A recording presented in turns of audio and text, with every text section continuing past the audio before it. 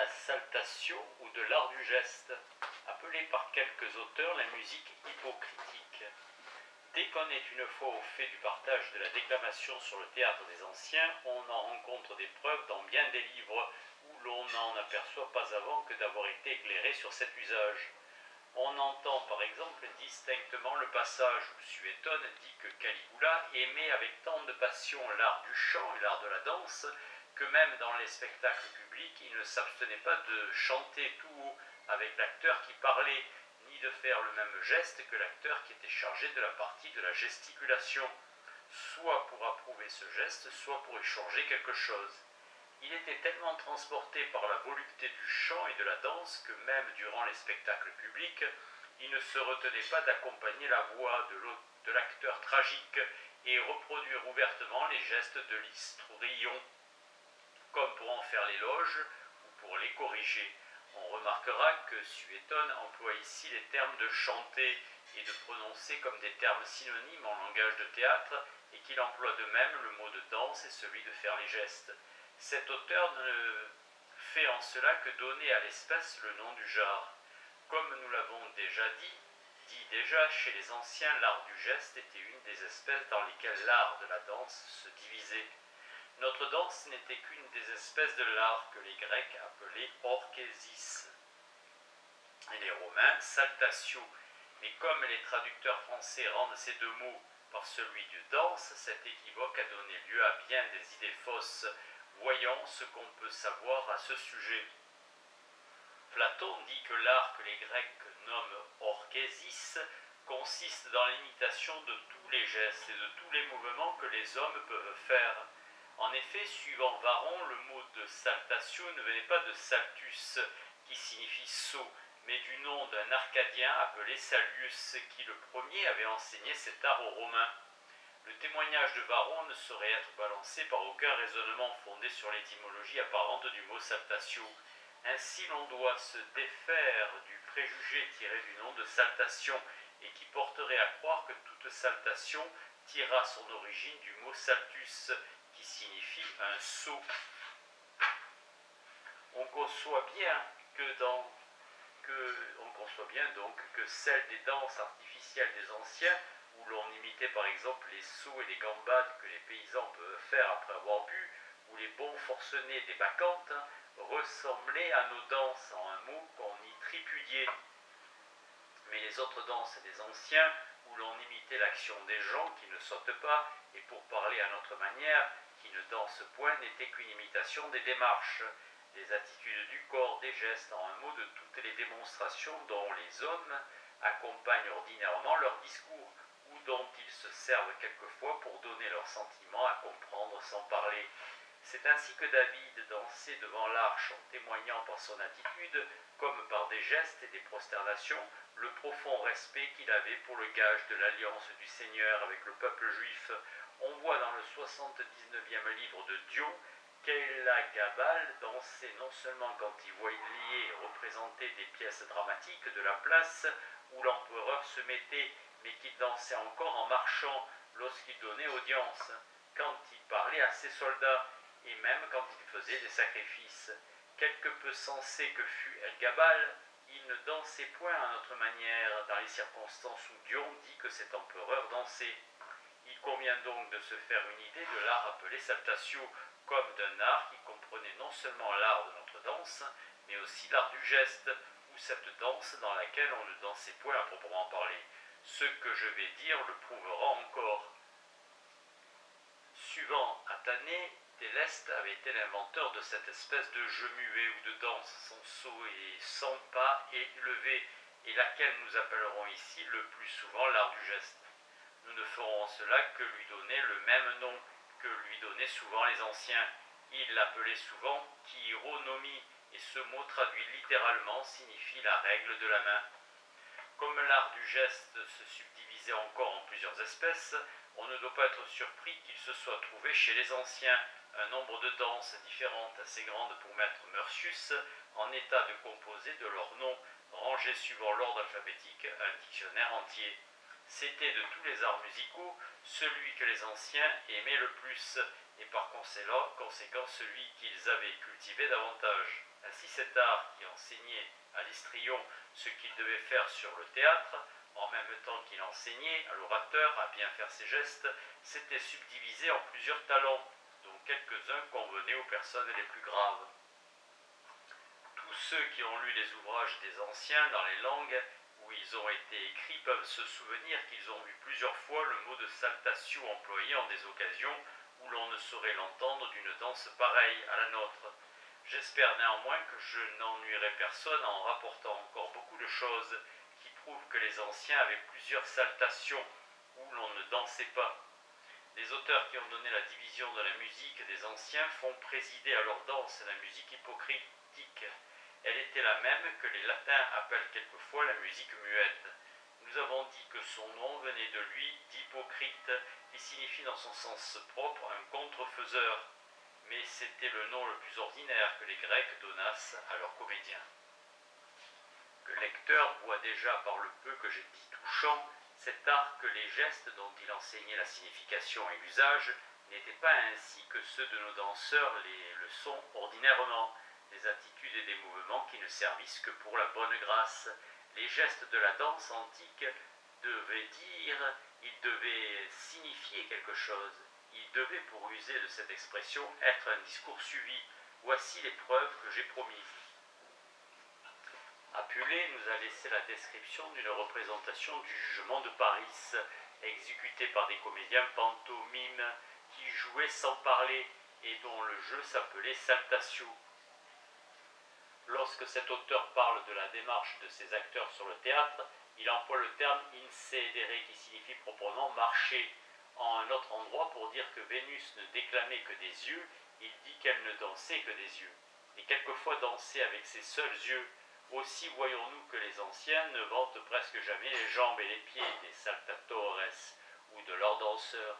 Ce sont les bras, ce sont principalement les mains des danseurs que les anciens louent. Un épigramme de l'anthologie grecque reproche à un acteur qui avait dansé dans le rôle de Niobé qui ne s'était pas remué plus que ne l'aurait fait le rocher dans lequel Niobé avait été métamorphosé, en un mot qui n'était pas sorti de sa place et par conséquent qui n'avait point fait un seul pas de danse. Rien ne convient moins qu'un habillement long à un homme qui danse à notre manière. Or, nous voyons que les saltatores des anciens étaient souvent vêtus de long. Suétone dit en parlant de Caligula, qui aimait la saltation avec fureur. Ce prince, ayant mandé au palais plusieurs personnes les plus considérables de l'État, il entra brusquement vêtu d'un habit à la grecque, et qui lui venait jusque sur les talons dans le lieu où ces gens les avaient fait entrer. Et là il fit devant eux, au bruit des instruments, les gestes d'un monologue, après quoi il se retira sans leur avoir dit un mot. Velleius Paterculus, voulant dire que Plancus, un des officiers romains attachés au parti de Marc-Antoine, avait contrefait Glaucus, célèbre pêcheur que les anciens croyaient avoir été métamorphosé en triton, quand, après être devenu furieux pour avoir mangé d'une certaine herbe, il se fut précipité dans la mer. Cet historien écrit que Plancus, déguisé en dieu marin et en marchant sur les genoux, avait dansé l'aventure de Glaucus. Peint de bleu et nu, la tête couronnée de roseaux, traînant derrière lui une queue et rampant sur les genoux, il avait dansé le rôle de Glaucus. Un homme qui aurait dansé sur les genoux aurait été un sot spectacle. Ce que dit Quintilien en parlant de la nécessité d'envoyer les enfants dans les écoles où l'on enseignait l'art de la saltation suffisait seul pour persuader que l'art du geste en était la principale partie. Il ne faut pas, dit cet auteur, avoir honte d'apprendre ce qu'on doit être obligé de faire un jour. D'ailleurs, ajoute-t-il, la chironomie, qui proprement signifie l'art du geste, est un art connu dès les temps héroïques. Les plus grands hommes de la Grèce, et Socrate même, l'ont approuvé. Ne voyons-nous pas encore par l'ancienne institution des danses des prêtres saliens que nos vieux Romains n'ont pas dédaigné cet art? Enfin, l'usage s'en est conservé jusqu'à nous, sans être blâmé. Mais je veux qu'on quitte son maître au sortir de l'enfance et qu'on ne retienne de cet exercice que la grâce et l'air aisé dans l'action. Le geste de l'orateur doit être très différent du geste du danseur, et assurément, il ne faut pas avoir honte d'apprendre ce qu'il est nécessaire de pratiquer, d'autant moins que cette chironomie, qui est, comme son nom l'indique, la loi du geste, remonte au temps héroïque.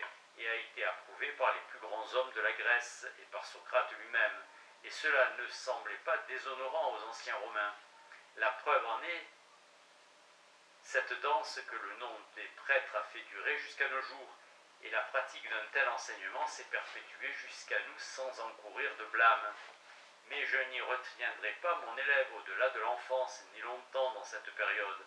En effet, je ne veux pas que les gestes de l'orateur soient calqués sur ceux d'un danseur, mais qu'il reste quelque chose de cet apprentissage. Cependant, Macrobe nous a conservé le fragment d'une harangue de Scipion, l'Émilien, dans laquelle le destructeur de Carthage parle avec chaleur contre des inconvénients qui n'étaient pas faciles d'écarter des écoles où l'on enseignait l'art du geste. Nos jeunes gens, dit Scipion, vont dans l'école des comédiens apprendre à réciter, exercice que nos ancêtres ont regardé comme une profession d'esclaves. Il y a plus des garçons, des filles de conditions fréquentes les écoles où l'on enseigne l'art de la saltation.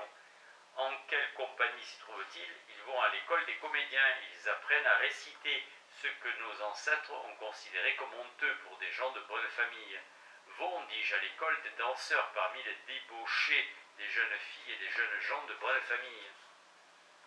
On peut voir encore dans l'oraison de Cicéron pour Muréna, à qui Caton avait reproché d'être un danseur, que l'usage de la saltation n'était toléré dans les hommes graves qu'à la faveur de bien des circonstances.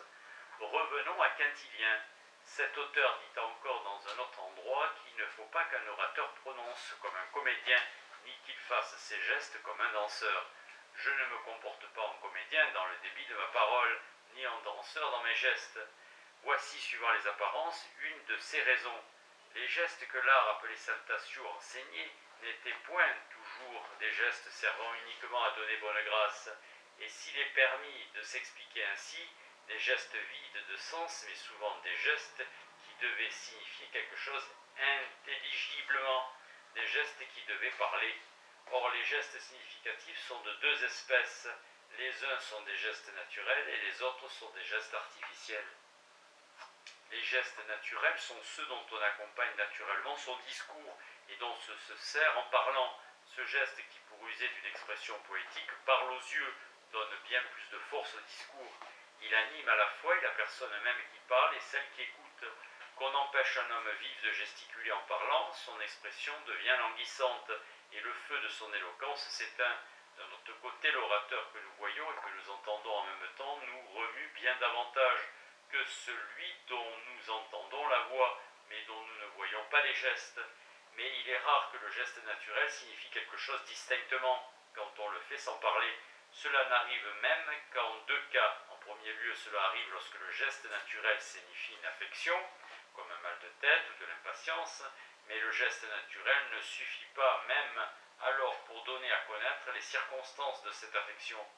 En second lieu, le geste naturel signifie quelque chose sans le recours de la parole, lorsqu'on reconnaît ce geste pour être la même démonstration qui accompagne ordinairement une certaine phrase. Alors on suppose que celui qui fait ce geste y joint l'intention de dire ce qu'on dit ordinairement en faisant cette démonstration. Le geste des peuples qui sont à notre midi étant plus marqué que le nôtre, il est beaucoup plus facile de comprendre son langage quand on le voit sans rien entendre qu'il ne l'est de concevoir à une pareille circonstance ce que notre geste signifie. Mais ces gestes naturels n'ont encore qu'une signification toujours imparfaite et même équivoque le plus souvent. Ainsi, l'homme qui veut exprimer distinctement sans parler une autre chose qu'une affection est obligé d'avoir recours à ces démonstrations et à ces gestes artificiels qui ne tirent pas leur signification de la nature, mais bien de l'institution des hommes. La preuve qu'ils ne sont que des signes artificiels, c'est que, comme les mots, ils ne sont entendus que dans un certain pays. Les plus simples de ces gestes ne signifient que quand dans une certaine contrée, et l'on se sert ailleurs de signes différents pour dire la même chose. Par exemple, le geste de la main dont on se sert en France pour appeler quelqu'un n'est pas le geste dont on se sert en Italie pour le même usage. Le français fait signe à ceux qu'il veut appeler de s'approcher de lui en levant la main droite, dont les doigts sont tournés en haut, et en la ramenant plusieurs fois vers son corps, au lieu que l'italien, pour faire le même signe, baisse la main droite, dont les doigts sont tournés vers la terre. En différents pays, on salue différemment. Les démonstrations et les gestes dont se sert un homme qui ne veut pas ou qui ne peut point parler ne sont donc pas les mêmes précisément dont on se sert en parlant. Celui qui veut dire par signe et sans profiter aucune parole « mon père vient de mourir » est obligé de suppléer par des signes étudiés et différents de ceux qu'il emploierait en prononçant aux paroles qu'il ne dit pas. Ces signes peuvent s'appeler des gestes artificiels et en suivant l'esprit de la logique, des gestes d'institution. On sait que la logique divise tous les signes en deux genres qui sont les signes naturels et les signes d'institution. La fumée, dit-elle, est le signe naturel du feu, mais la couronne n'est qu'un signe d'institution, un emblème de la royauté. Ainsi, l'homme qui se bat à la poitrine fait un geste naturel qui marque un saisissement. Celui qui décrit en gesticulant un front ceint du diadème ne fait qu'un geste d'institution qui signifie une tête couronnée.